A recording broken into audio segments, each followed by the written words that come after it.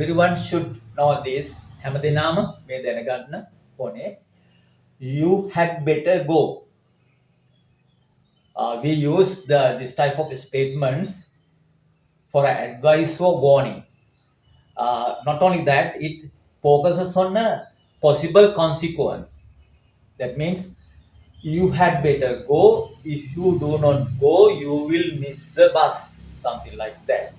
Grammatical terminology or nomenclature is here bare infinitive, because bare infinitive means we do not use to here, only go.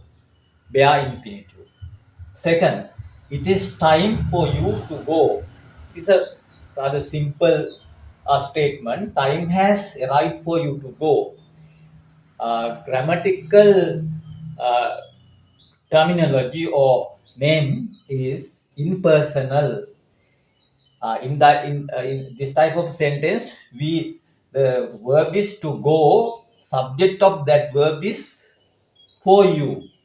Always you use with for accusative case word, for you, for him, for her. Right. Third one, it is also grammatically impersonal. Grammatical terminology or nomenclature is or name is impersonal. It is time you went.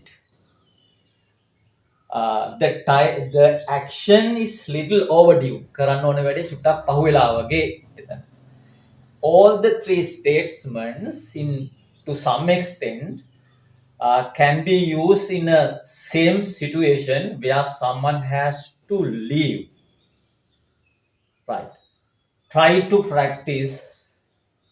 Use your English without too much worrying about rules or grammar.